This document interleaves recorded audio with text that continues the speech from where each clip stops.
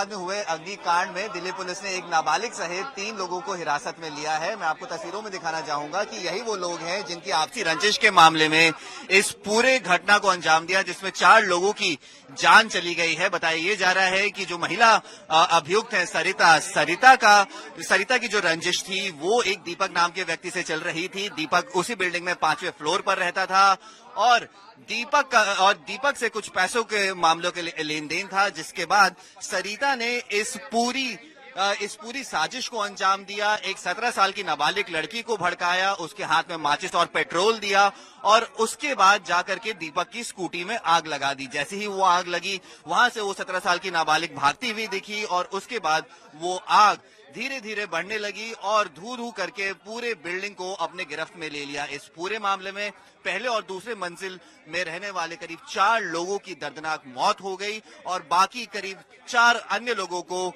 वहां से रेस्क्यू कराया गया और अस्पताल में भर्ती कराया गया। लेकिन जिस तरीके से ये पूरा हादसा सामने आया है, जिस तरीके से एक छोटी सी रंजिश की वजह से 4 लोगों मासूमों की जान चली गई और अब पुलिस ने इस पूरे मामले का खुलासा कर दिया है और इनको हिरासत में ले लिया है। तो कहीं ना कहीं एक बड़ी सफलता दिल्ली पुलिस के लिए, जो पहले एक मामला कहीं ना कहीं शॉर्ट सर्किट का लग रहा था, पता लगा कि ये मामला शॉर्ट सर्किट का नहीं बल्कि एक सोची समझी सुनियोजित साजिश थी।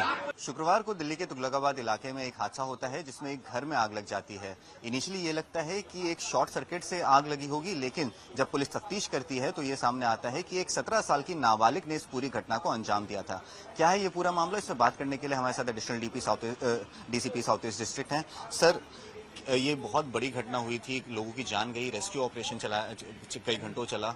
क्या था ये पूरा मामला? इनिशियली लग रहा था शॉर्ट सर्किट है, लेकिन ये सोची समझी साजिश थी। क्या था सर पूरा मामला, अगर आप एक्सप्लेन कर पाएं? इनिशियली हमने एफआईआर रजिस्टर की थी आग लगने की, लेकिन बाद में एक सीसीटीवी हमारे संज्ञान में आई। उसमें एक महिला आग लगाते हुए, मतलब ऐसा प्रतीत हो रहा है कि जैसे वो अंदर गई और उसके तुरंत बाद वो आग लगी है। तो उस पर हमने इन्वेस्टिगेशन चालू की। इन्वेस्टिगेशन के बाद जो तथ्य सामने आए तो उसमें हमें पता लगा कि इनकी आपस में जो एक सरिता नाम की लेडी है, उसका यहाँ पे दीपक नाम के एक लड़के से झगड़ा था।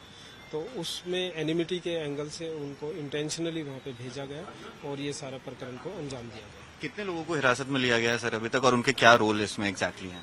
देखिए, इसमें टोटल 4 लोग इंक्लूडिंग 1 माइनर हमने अरेस्ट किए हैं और इसमें रोल सबका ये है कि एक सुनियोजित कॉन्स्पायरेसी उन्होंने आपस में रची है और 4 बैठ के डिसाइड हुआ है और उस लड़की को फिर पर्टिकुलरली सेलेक्ट किया गया कि वो वहाँ पे जाएगी।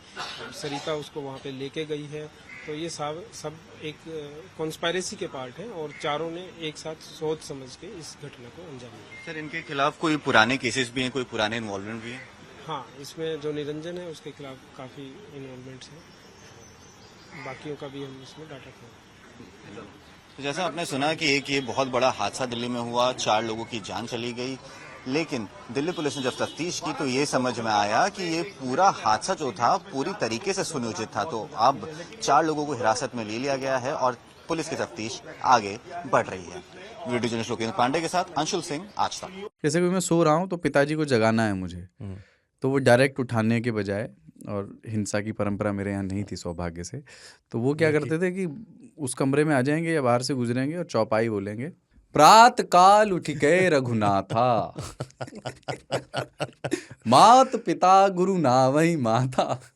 कभी कभी मैं गुस्से में उठ करके अरे पापा चरण स्पर्श किया और सो गया। मैंने कहा अब मत उठाना।